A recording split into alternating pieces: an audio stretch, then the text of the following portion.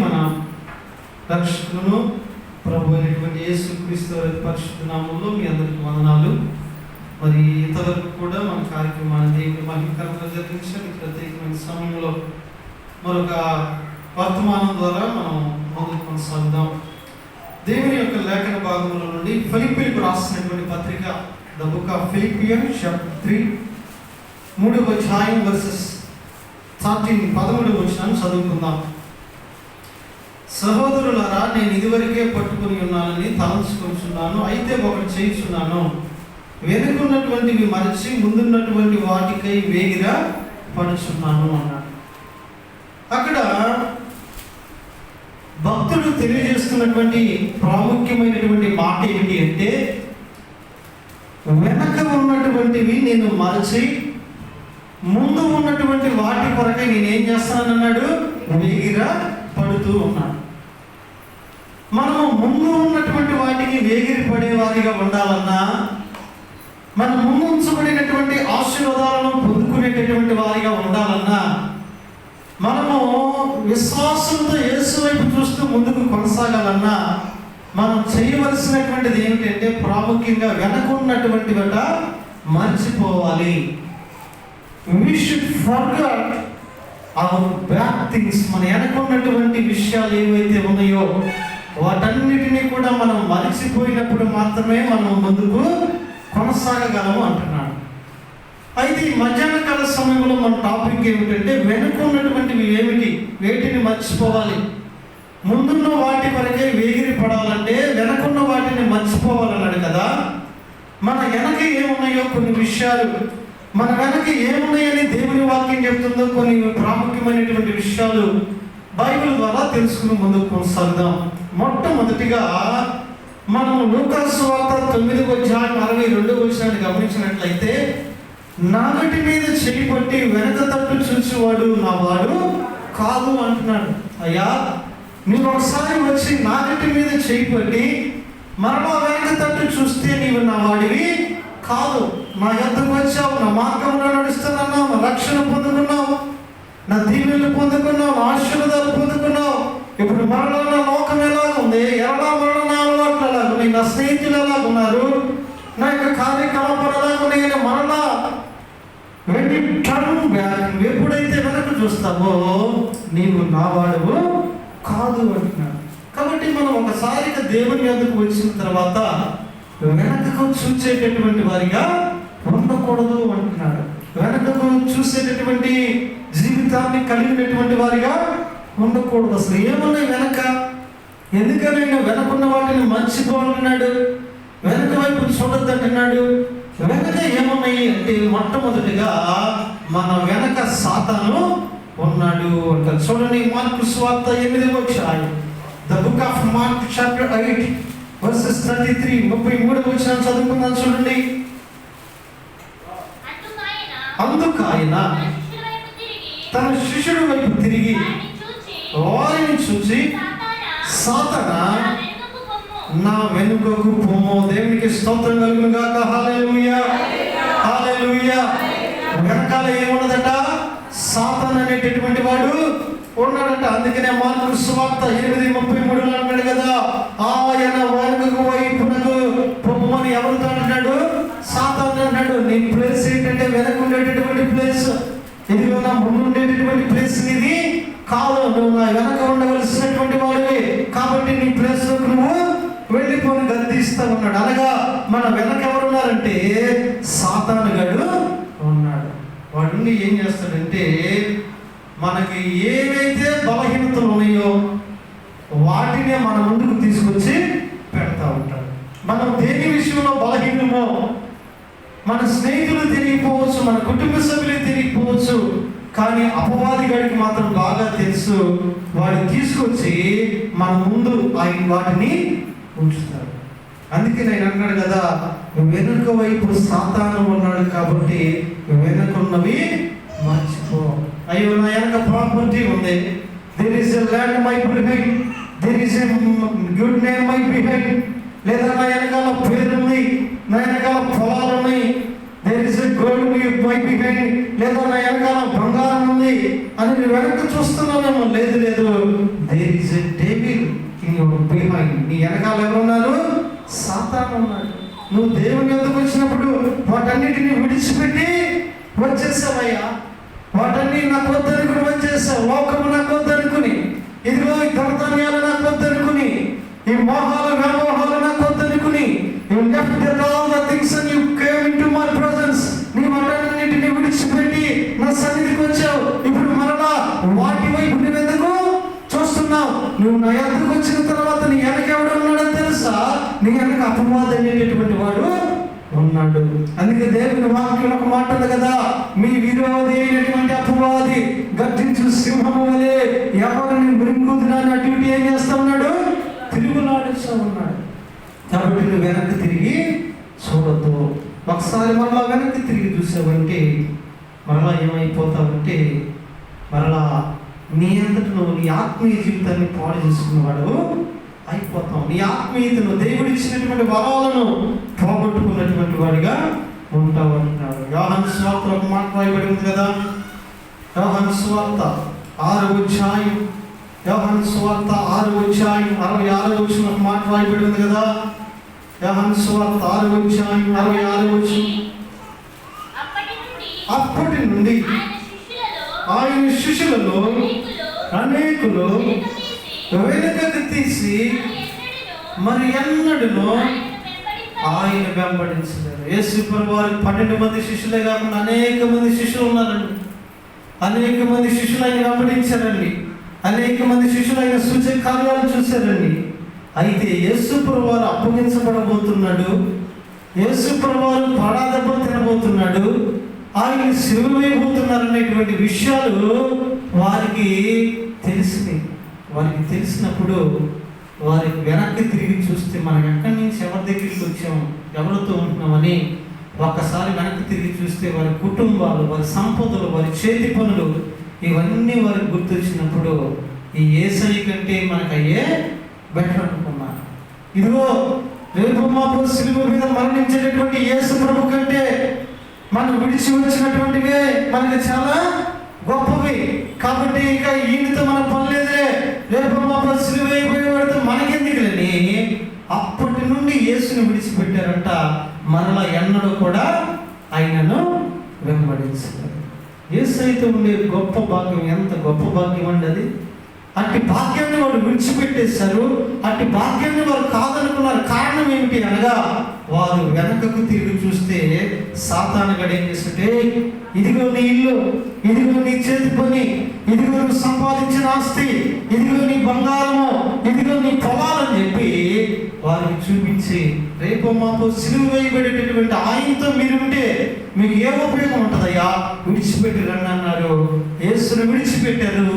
లోకం కావాలనుకున్న వైపు వారు వెళ్ళిపోయారు.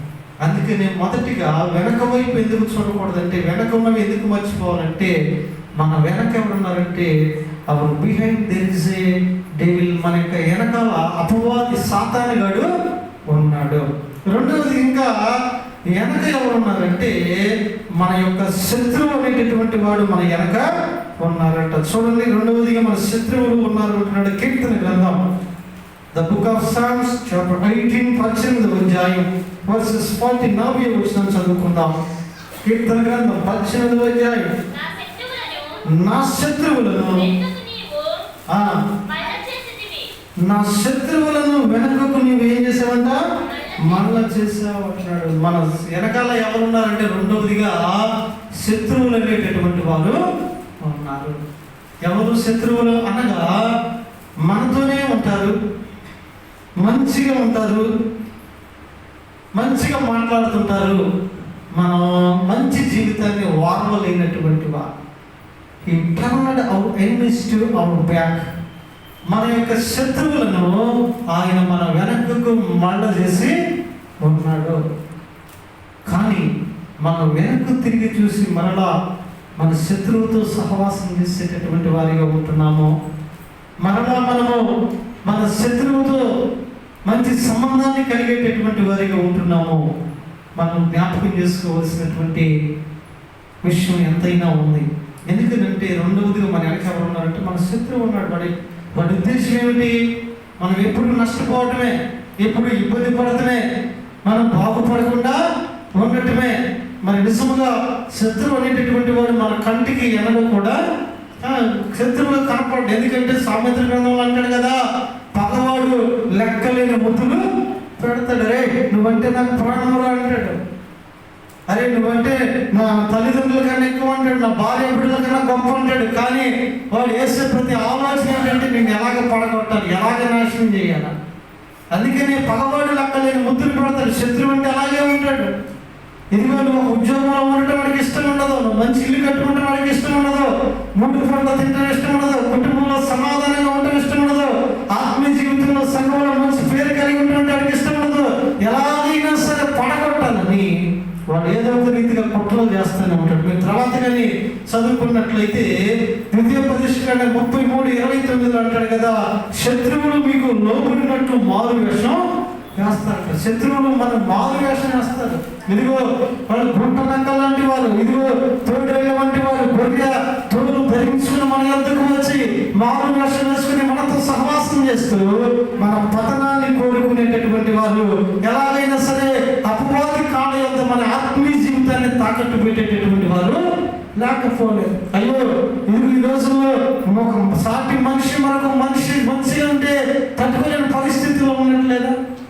ఒక భాషలో చెప్పాలంటే వ్యసనం అంటారు చూడండి. మేము బాగుంటాం వాళ్ళకి వ్యసనంగా ఉందంటారు, మేము మంచిగా బతుకుతుంటే వాళ్ళు తట్టుకోలేకపోతున్నారు అంటారు కదా. అలాగే మానవ జీవితంలో అపవాది ప్రవేశించి ఎదుగు మారు వేషం వేసే శత్రువులను మన వెనకే ఉంచుతున్నాడు. ఎందుకనంటే మనల్ని పడగొట్టాలని, ఎందుకనంటే మనల్ని ఆత్మీయ జీవితంలో నుండి కృంగతీయాలని. అందుకే నేను అంటున్నాడు కదా, ఇదిగో ఆయన మన యొక్క శత్రువులను మనం వెనకకు మళ్ళీ చేస్తున్నాడు. మన వెనకాల మనల్ని పడగొట్టే శత్రువులు ఉన్నారు, ముందుకు కొనసాగకుండా ఆపేసేసేటువంటి శత్రువులు ఉన్నారు. కాబట్టి నేను వెనకున్నవి మర్చిపోను. వెనకేముంటే ఏమయ్యా నీ ముందు వైపు ఇదిగో నజరేయుడైనటువంటి యేసు ఉన్నాడు కదా. ఎబ్రిలికి రాసిన పత్రికలో ఏమన్నాడు, విశ్వాసములకు కర్తయు దానిని కొనసాగించబడినైనా యేసు వైపు చూచుచు ముందున్నటువంటి పందెంలో పరిగెత్తదు అన్నాడు కదా. బృందాయి నుండి వెనకెవరుంటే నువ్వెందుకు వెనక చూస్తున్నావు? వెనక మన శత్రువులు లేదా? అది నాన్న ఏమైంది? లోతును తన కుటుంబాన్ని తీసుకుని వస్తుంటే లోతు భార్య ఎందుకు పుస్తకం అయింది? పరిగెత్తడానికి పుస్తకం అయిందా?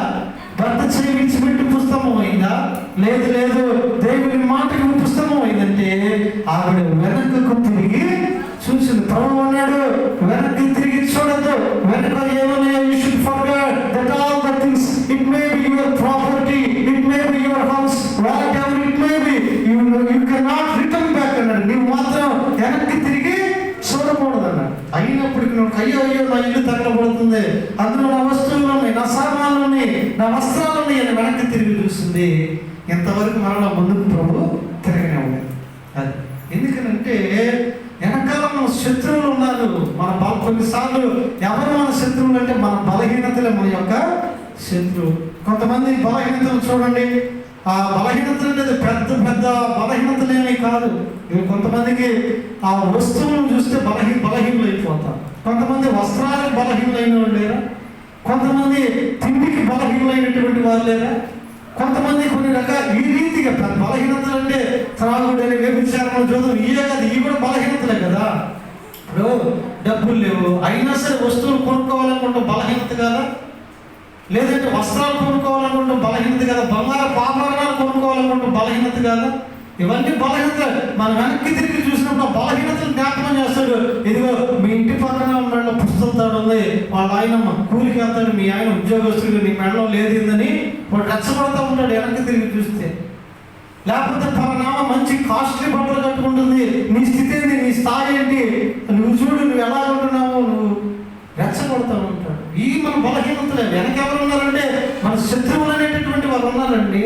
మన బలహీనతలు కూడా మన యొక్క శత్రువులే. కాబట్టి వెనక్కి తిరిగి చూస్తే ఆ శత్రువు ఏం చేస్తాడంటే మనం ఎలాగైనా సరే ఇబ్బంది పెట్టేస్తాడు. ఎలా ఇబ్బంది పెడతాడంటే ముందుకు వెళ్ళకుండా, దేవుని మందిరానికి వెళ్ళకుండా, దేవుని వాక్యం వినకుండా, ప్రార్థన చేయకుండా, ఏదో ఒక రీతిగా ప్రభువుకు మనకు మధ్య అడ్డుగోడు కట్టేస్తాడు. అందుకే వెనక ఉన్నటువంటివి మర్చిపోన్నాడు. ఒకటి వెనక ఎవరు ఉన్నారంటే అపవాది ఉన్నాడు. రెండవదిగా వెనకాల మన యొక్క శత్రువులు ఉన్నారు. మూడవదిగా వెనకాల ఎవరు ఉన్నారు ఇంకా మనం జాగ్రత్తగా ఆలోచన చేసినట్లయితే వెనక ఒక కీడు చేసేటటువంటి వారు ఉన్నారంట. ఎడకాలం మనకి ఎవరు ఉన్నారంట?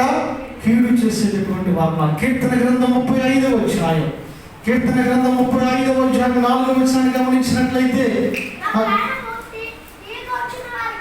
నా ప్రాణము తీయగోరుచున్నవారు సిగ్గును అవమానమును కలిగి నాకు కీడు చేయు ఆలోచించువారు వెనకకు మళ్లింపబడి లజ్జపడుతురు గాక అంటున్నాడు. అక్కడ అన్నాడు కదా, ఇదిగో నాకు కీడు చేయాలని చూసేటటువంటి వారు ఎక్కడ ఉన్నారు అంటే నా వెనకాల ఉన్నారు. ఒకటి మన వెనకాలేమో అపవాది ఉన్నాడు, మన వెనకాల ఉన్నటువంటిది ఏంటంటే మన శత్రువులు ఉన్నారు. మూడవదిగా మన వెనకాల ఎవరు ఉన్నారంటే మనకి కీడు చేసేటటువంటి వారు ఉన్నారు. ఇందాక కీర్తనలో చదువుకున్నాం కదా, మేలు చేయవారు లేరు, ఒక్కడు కూడా లేడయ్యా. కాబట్టి నీ వెనకాల ఎవరు ఉన్నారంటే కీడు చేసేటటువంటి వారు. ఎవరో బయట నుంచి పెద్ద పెద్ద కీడులేమి కూడా వచ్చే మనతో ఉన్న వారే, మనతో కలిసిమెలిసి ఉన్నటువంటి వారే, ఇదిగో మనతో చెలిమిగా ఉండేటటువంటి వారు మనకేం చేస్తారు? కీడు అనేటటువంటిది చేస్తారు. కాబట్టి అక్కడ అంటున్నాడు కదా, ఇదిగో నా వెనకాల కీడు చేసేటటువంటి వారు ఉన్నారు. మనం అందుకే వెనక ఉన్నటువంటి మర్చిపోవాలి. ఒకవేళ నా వెనకాల కీడు చేసేటటువంటి వారు ఉన్నారు అన్న విషయం కానీ మనకు తెలిస్తే, మనము వాళ్ళని కానీ చూస్తే దినదినం భయంతో బ్రతకాలి. ఎప్పుడు ఏ ప్రమాదం వచ్చిందో, ఎప్పుడు ఏ హాని తలపెడతారో, ఎప్పుడు ఏ నష్టాన్ని చేకూరుస్తారో అని మరి మనం భయంగా బ్రతకవలసిన పరిస్థితి ఉంటుంది. అదే వెనక్కి తిరిగి చూడకపోతే వాళ్ళు మనకు కనపడరు, మనం భయపడాల్సినటువంటి పని అంతకన్నా కూడా లేదు. ఆదికాండం అంటాడు కదా, ఆదికాండం 50వ అధ్యాయం, The book of Genesis chapter 50 verses 20. ఎందుకు అక్కడ అంటున్నాడు కదా, 20వ వచనంలో వీరు నాకు కీడు చేయ నిర్దేశించుతున్నాడు. యేసేపు అంటున్నాడు, ఇదిగో అన్నలారా, ఆ దినాన వీరు నాకు కీడు చేయాలని ఉద్దేశించారు. ఎందుకు కీడు చేయాలని ఉద్దేశించారంటే, యేసేపేమో అందరికన్నా ముందు ఉన్నాడు, అన్నలేమో యేసేపుకి వెనకాల ఉన్నారు. వయసులో చిన్నవాడే అయినప్పటికీ కూడా యేసేపును తండ్రి అందరికన్నా ముందు పెట్టాడు. ఎక్కువగా గౌరవిస్తున్నాడు, ఎక్కువ విలువిస్తున్నాడు, ఎక్కువ ప్రేమిస్తున్నాడు. యేసేపు మాటలను బట్టి వాళ్ళని గర్దిస్తున్నాడు. ఇవన్నీ నచ్చనటువంటి వారు యేసేపుకి ఏం చేశారు? కీడు చేశారు. అక్కడ యేసేపు అన్నాడు, మీరు నాకు కీడు చేయాలని ఆలోచించారు. ఎవరు వారంటే యేసేపునకు వెనకాల ఉన్నటువంటి వారు. యేసేపు అన్నలే కావచ్చు, కానీ యేసేపుకి ఎక్కడ ఉన్నారట? వెనకాల ఉన్నారు. ఈ దినాల్లో కూడా ఇదిగో కీడు చేయాలని ఇదిగో అనేక కుట్రలు పొందేటటువంటి వారు చాలా మంది లేకపోలేదు. ఒక్కొక్క కుటుంబంతో ఒక్కొక్క సమస్య ఉండవచ్చు. అయినప్పటికీ ప్రభు అంటున్నాడు కదా, నీవు వెనకకి తిరిగి చూసినట్లయితే నీ వెనకాల కీడు చేసేటటువంటి వారు ఉన్నారయ్యా. కాబట్టి నీవు వెనకకి తిరిగి చూడద్దు, వెనక ఉన్నటువంటివి నీవు మర్చిపో అని ఆయన తెలియజేస్తూ ఉన్నాడు. అందుకనే మన ఆధ్యాత్మిక జీవితాలలో మనం ఇతరులకు కీడు చేయకూడదు. కీడు చేసేవారితో మనం చేతులు కలపకూడదు. కీడు చేసేవారు మన వెనక ఉన్నారు కాబట్టి వారి వైపు మనం చూడకూడదు. మొదటి సామ్యుల గ్రంథంలో ఒకటి అంటున్నాడు, మొదటి సామ్యుల గ్రంథం 12:25 అంటాడు కదా, మీరు కీడు చేసేవారైతే తప్పకుండా మీరంతా కూడా నాశనం అయిపోతారయ్యా. మీరు కీడు చేసేవారిగా ఉన్నట్లయితే మీరందరూ కూడా నాశనం అయిపోతారు. మీరు కీడు చేసేవారా? ఇతరులు వెనకుండి వారిని కీడు చేయాలి, హాని చేయాలని తలపెట్టేటటువంటి వారా? ఆ దినాన దానియేలుతో ఉన్నటువంటి వారు దానియేలును కీడు చేయాలని, దానియేలు వెనక ఉన్నటువంటి వారు దానియేలు మీద నిందలు మోపి నిందలు వేసి ఆయనను సింహపు గుహలో పడవేయటానికి కారణమయ్యారు. దేవుడు వారిని విడిచిపెట్టలేదు. ఏ కీడైతే దానియేలు చేయాలని చూశారో అదే కీడును దేవుడు వారి మీదకి పంపించలేదా? మరి నిజంగానే షడ్రకు మేషకు అబద్ధములకు ఏ కీడైతే చేయాలని చూశారో అదే కీడును వారి మీద ప్రభువు పంపించలేదా? అందుకని అంటున్నాడు కదా, మనము ఎవరి వెనక ఉండి కీడు చేయకూడదు, మన వెనక ఉన్న కీడు చేసే వారి వైపు అసలు చూడకూడదు. అది ఏదైనా కానీ ఏదో ఒక నష్టం కలిగించే వాళ్ళు మన వెనక ఉంటారు. ఎందుకంటే అపవాది సెట్ చేస్తాడు. కానీ మనం మాత్రం వెనక్కి తిరిగి చూస్తే భయపడతాం. ముందు తిరిగి చూస్తే ఆయన మంచి ఆలోచన ఇస్తాడు, ధైర్యంగా మనను నడిపిస్తాం. నా సాక్షిగా చెప్పిన ఒక చిన్న సమస్య మొదలవబోతున్నాను. దాని గురించి అసలు నేను ఆలోచించాల్సినటువంటి విషయం కూడా ఏమీ లేదు. ఎందుకంటే నేను వెనక్కి తిరిగి చూడట్లేదు. ఏమైందో, ఎంత దూరం వెళ్ళిందో, ఏంటి అన్నది నాకు అనవసరం. ఎందుకంటే అక్కడ ఎటువంటి ఆధారం కూడా లేదు. మనం ఎలాంటిప్పుడు ఎందుకొరకు వెనక్కి తిరిగి చూడాలి, ఎందుకొరకు నేను భయపడాలి, నాకేమైందో, లేదంటే నా కుటుంబానికి ఏమైందో అన్నటువంటి చిన్న ఆలోచన కూడా నాలో లేదు. ఎందుకనగా నేను వెనక వైపు చూస్తే భయపడతాను, కానీ నేను ముందున్నటువంటి ఆయన వైపు చూస్తున్నాను. కాబట్టి నా చెయ్యి పట్టి నడిపించేటటువంటి వాడు ఆయన. దేవుని స్తోత్రం. హల్లెలూయా, హల్లెలూయా. కాబట్టి వెనక ప్రతి కుటుంబం వెనక, నా వెనకే కాదు, ఇక్కడి వాక్యం వింటున్న ప్రతి కుటుంబం వెనక కూడా కీడు చేసేటటువంటి వారు తప్పకుండా ఉంటారు. కాకపోతే వారి వైపు మనం చూడకూడదు. వారు ఎక్కడున్నారంటే మన ముందు నుండి కీడు చేయలేదు. వారు కీడు చేయాలంటే వారికి ఉన్న అవకాశం వెనక నుండి చేయడమే. ముందు నుండి కీడు చేయాలంటే చేయలేరు. వాళ్ళు మన వెనక నుండి కీడు చేస్తారు. మనకు తెలియకుండా, మనకు సంబంధం లేకుండా, మన ఆలోచన లేకుండా, మన ప్రమేయం లేకుండా ఏదేదో చేయాలని చూస్తారు. కానీ వెనక్కి తిరిగి చూస్తే మనం భయపడతాం, ముందు తిరిగి చూస్తే మనం ధైర్యంగా వెళ్ళిపోతాం. ఇకంతే. మూడవదిగా మన వెనక ఎవరు ఉన్నారంటే కీడు చేసేటటువంటి వాళ్ళు ఉన్నారు. కాబట్టి వెనకున్న ఏమున్నాయి అన్నటువంటి మనం ఏం చేయాలి, మర్చిపోవాలి. ఎంతోమంది అండి ఎన్నో రకాలుగా ఏదేదో చేయాలనుకుని వస్తారు. అవన్నీ కూడా దేవుని చిత్తం, దేవుడు అప్పగిస్తేనే కానీ లేకపోతే అది జరిగేది ఏమీ కూడా లేదు. యోగుకి కీడు చేయాలని అపవాదే ఎన్నోసార్లు ప్రయత్నం చేశాడు. యోగు అక్కడికి వెళ్ళినప్పుడు అడుగుతాడు, భూమి మీద అటు తిరిగి, ఏంటి మరి యోగు సంగతి ఆలోచించామంటే, ఏది ఆలోచించేది, నీవు ఆయనకి ఆయన కలిగిన దానికి ఏం వేసావు, కంచి వేసావు అని చెప్పాడు. ఎందుకంటే యోగును కూడా అపవాది ఎప్పుడు టచ్ చేయగలిగాడంటే ఆయన పర్మిషన్ ఇచ్చినప్పుడు మాత్రమే టచ్ చేయగలిగాడు. అది కూడా శరీరాన్ని, ఆస్తిని టచ్ చేయగలిగాడు, కానీ తన ప్రాణాన్ని మాత్రం టచ్ చేయాలి. అలాగే ఇప్పుడున్న మనందరి చుట్టూ కూడా ప్రభుత్వం ఏం చేశాడట, ఒక కంచెను వేశాడు. మన వెనకాల ఉన్నటువంటి సాతానుడైనా, శత్రువైనా, కీడు చేసేవారైనా ఆ కంచె వెనకాలే ఉన్నారు, కానీ ఆ కంచె లోపల ఏమీ లేదు. ఒకవేళ కంచె దాటి నువ్వు వెళితే కీడు చేస్తారు, లేదా దేవుడు ఆ కంచెను తీస్తే వాళ్ళు కీడు చేస్తారు. కానీ వాళ్ళంతటి వాళ్ళు ఆ కంచె దాటి వచ్చి నీకు ఏ హాని కూడా తలపెట్టలేదు. కాకపోతే ఆ వెనకున్నటువంటి వారిని నువ్వు చూసినట్లయితే విశ్వాసంలో సడలిపోతావు, ధైర్యంలో సడలిపోతావు. కాబట్టి నీ వెనక ఎవరున్నారో మర్చిపో. వారితో యుద్ధం చేసేవాడు ఆయన. ఆయన అంటాడు కదా, నీ పక్షమున పోరాడువాడును నేనయ్యా అంటాడు. ఇక మనం చూడాల్సినటువంటి పని ఏమిటండి, వెనకుండి అగ్గిడి చేసేవారు మనం ఎక్కడ పడిపోవాలి, ఎక్కడ తొట్టిల్లాలని ఏం చేస్తూ ఉంటారంటే కేకలేస్తూ ఉంటారు, అరుస్తూ ఉంటారు.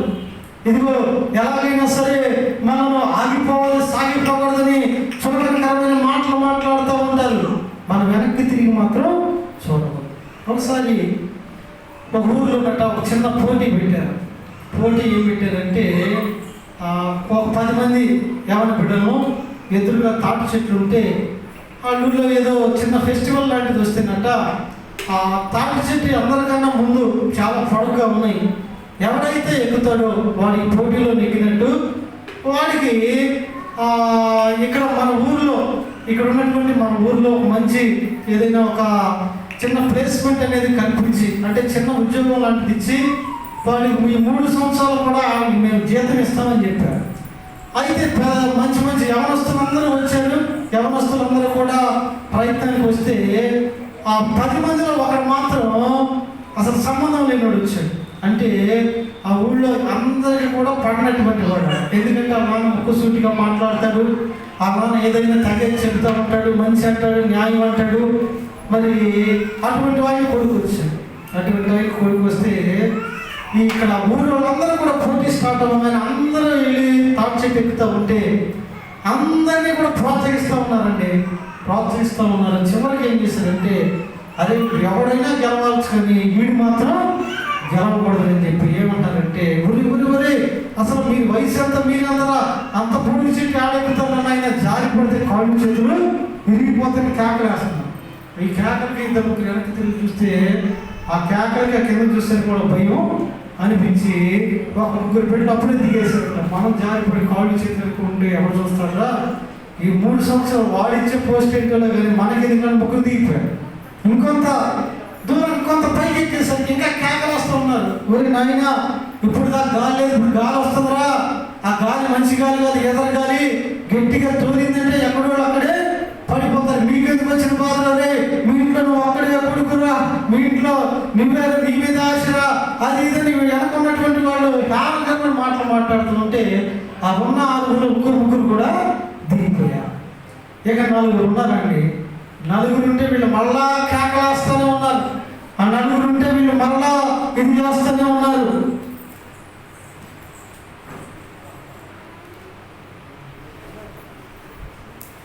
ఆ 4 కూడా కొనసాగుతూ ఉన్నప్పుడంట ఇంకా వీళ్ళు కేకలు వస్తూ ఉన్నారు. ఇంకా వీళ్ళు హేళనకరమైన మాటలు మాట్లాడుతూ ఉన్నారు. మాట్లాడుతున్నప్పుడు ఇదిగో వెనక్కి తిరిగి చూసి ఇంకో ముగ్గురులో కూడా దిగిపోయారు. 9 మంది దిగిపోయారు పోటీ అవ్వకుండా.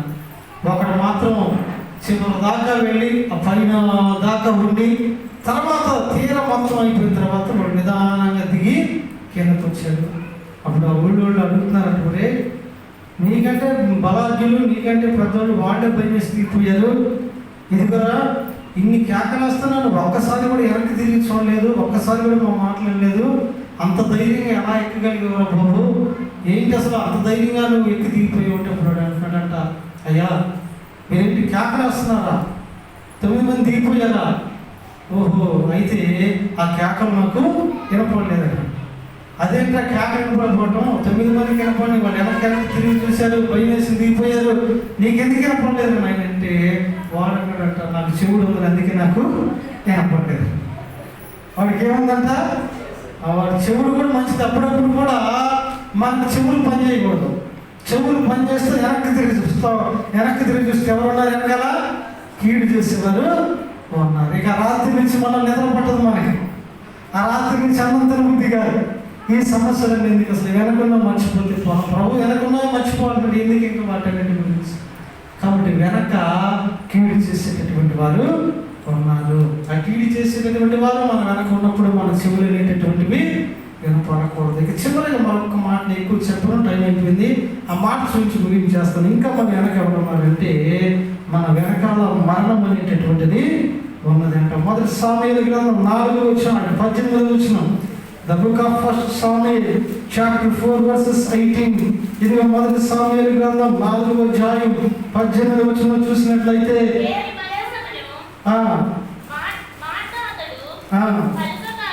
పలకగానే వేలి ద్వారము దగ్గర ఉన్న పీఠము మీద నుండి వెనకకు పడి మేడ విరిగి చనిపోయినాం. ఏలి, he was imperfect but he has died. ఆయన చనిపోయినట్లుగా చూస్తాం. ఎలా చనిపోయాడంటే వెనకకు తిరిగి ఆయన వెనక ఉన్నటువంటి పీఠము మీద పడి చనిపోయాడు. ఇక చివరిగా వెనకాల ఉన్నటువంటిది ఏమిటి అంటే మన వెనకాల ఏమన్నదంట? మరణం అనేటటువంటిది ఉన్నది. మన వెనకాల ఆత్మీయ మరణం అనేటటువంటిది ఉన్నది. వెనక్కి తిరిగి చూస్తే ముందున్నటువంటి సహవాసంలో కొనసాగలేదు. వెనక్కి తిరిగి చూస్తే ఇదిగో అనేక సమస్యలు మన కళ్ళు ఎదురు కనపడుతూ ఉంటాయి. కాబట్టి ఇదిగో వెనక్కి తిరిగి చూసినప్పుడు జరిగే సందర్భం ఏమిటంటే ఒకప్పుడు లాంటి ప్రార్థన జీవితం ఉండదు, ఒకప్పుడు లాంటి వాక్యం ఉండదు, ఒకప్పుడు లాంటి ఆత్మీయత అనేటటువంటిది మనకి ఉండదు. కాబట్టి ఆత్మీయంగా మనం ఎలా ఉంటామంట? చనిపోయినటువంటి వారిగా ఉంటాం. అందుకే నేను అంటున్నాడు కదా, 4వదిగా వెనక్కి ఉండదంటే మరణం అనేటటువంటిది ఉన్నది. ఈ రీతిగా వెనక్కి తిరిగి చూసి ఆత్మీయంగా చనిపోయినటువంటి వారు ఎంతమంది లేరండి. ఎంతో మంది చెప్తూ ఉన్నారు ఇప్పటికి కూడా, అయ్యా ఒకప్పుడు నేను దేవుని పనులు ఎంతో హుషారుగా ఉండేవాడిను, ఒకప్పుడు పాటలు ఎంత బాగా పాడేవాడిను, ఒకప్పుడు పరిచర్యలు ఎంతగా పాల్గొనేవాడిను, ఒకప్పుడు దేవుని పనులు ఎంతగా వాడబడ్డాను. మరి ఇప్పుడు ఏమైందంటే ఏదో కారణం లేండి, ఏదో జరిగిందిలే, ఏదో అయిందిలే అని చెప్తా ఉంటాం. కారణం ఏంటో తెలుసా? వారు వెనక్కి తిరిగి చూశారు కాబట్టి ఆత్మీయంగా చనిపోయారు. కాబట్టి వాళ్ళు వెనక్కి తిరిగి చూశారు కాబట్టి ఆత్మీయంగా ఏమైపోయారు? చనిపోయారు. అందుకే వెనక ఏముందో మర్చిపో. నువ్వు వెనక పెద్ద పెద్ద సౌండ్లు వినపడవచ్చు, వెనకాల ధన ధాన్యాలు ఉండొచ్చు, పొలాలు ఉండొచ్చు, నగలు ఉండొచ్చు, మంచి మంచి వస్త్రాలు ఉండొచ్చు, మంచి పేరు ప్రఖ్యాతులు ఉండొచ్చు. ఏమి ఉన్నప్పటికీ కూడాను నువ్వు వెనక్కి తిరిగి చూడటానికి మాత్రం వీలు లేదు. నువ్వు ముందున్న యేసు వైపే చూడాలి. ఎందుకనగా మన వెనకాల అపవాది ఉన్నాడు, మన వెనకాల శత్రువులు ఉన్నారు, మన వెనకాల కీడు చేసేవారు ఉన్నారు, మన వెనకాల ఆత్మీయ మరణం అనేటటువంటిది ఉన్నది. కాబట్టి అందుకనే అక్కడ ఫిలిప్పీకి రాసిన పత్రికలు అన్నాడు కదా, ఇదిగో నేను ఇదివరకే పట్టుకుని ఉన్నాను, వెనుకున్నటువంటిది మరిచి ముందున్నటువంటి వాటి కొరకు నేనేం చేస్తున్నానట, ప్రయాసపడుతున్నాను. ఈ దినాన మన ముందు గొప్ప ఆశీర్వాదాలు ఉన్నాయి, ఈ రోజు మన ముందు గొప్ప కృపావరాలు ఉన్నాయి, ఈ దినాన మన ముందు గొప్ప దేవుని యొక్క జ్ఞానం ఉంది, ఇదిగో మన ముందు దేవుని నివాసం ఉంది, మన ముందు పరలోక రాజ్యం ఉంది, మన ముందు గొప్ప గొప్ప అదిగో ఆశీర్వాదకరమైనటువంటి ఎన్నో ఉన్నాయి. అవన్నీ మనకు కావాలి అంటే మనం వెనకున్న వాటిని ఏం చేయాలంట, మర్చిపోవాలి. మన వెనకాల ఏమున్నాయంటే అపవాదం ఉన్నాడు, శత్రువులు ఉన్నారు, కీడు చేసేవారు ఉన్నారు. అంత మాత్రమే కాదులే కానీ ఆత్మీయ మరణం కూడా మన వెనకాల ఉన్నది. కాబట్టి వెనుకన్నవి మర్చిపోతే ముందున్న వాటి వరకు మనం వేగిరమే వెళ్ళగలం. క్రీస్తు యేసునందున్న ఉన్నతమైన బహుమానాన్ని మన ఆత్మీయ జీవితాల్లో పొందుకోగలం. ఎప్పుడు అనగా వెనుకన్నటువంటివి మనము మర్చిపోయినప్పుడు. మధ్యాహ్నకాల సమయంలో దేవుని మాటలు విన్న మన ఆత్మీయ జీవితంలో వెనుకున్న వాటిని మర్చిపోవాలిగా క్రీస్తు యేసునందున్న ఉన్నతమైన బహుమానం కొరకు ముందున్న వైపు కొనసాగేటటువంటి వారిగా ప్రభువు మనల్ని చేసి మార్చి బలపరిచి నడిపించునుగాక. అందుకు తలవచ్చుగా ప్రార్థన కార్యక్రమాన్ని మనం ముందు కొనసాగించున్నాం. ప్రభా, మా వెనక ఏమున్నాయో తెలియపరిచిన దాన్ని బట్టి వందనాలు. ఇంకా నువ్వు వెనుకకు చూసేవారిగా ఉంటున్నామా? ఇంకా నువ్వు వెనుకున్న వాటి వరకు ప్రయాసపడేవారిగా ఉంటున్నామా? ఎటువంటి వారిగా మా యొక్క ఆధ్యాత్మిక జీవితాల్లో మేము ఉంటూ ఉన్నాం. ప్రభా, స్తోత్రాలు స్తోత్రాలు. కృప కలిగినటువంటి దేవానికి వందనాలు తండ్రి. స్తోత్రాలు స్తోత్రాలు స్తోత్రాలు స్తోత్రాలు. ప్రతి ఒక్కరు మన కళ్ళు మూసుకుందాం. ప్రతి ఒక్కరు కూడా ఏకీభవిద్దాం. ప్రతి ఒక్కరు కూడా కళ్ళు మూసుకుని, అవునయ్యా, ఒకవేళ నేను వెనక్కి తిరిగి చూసి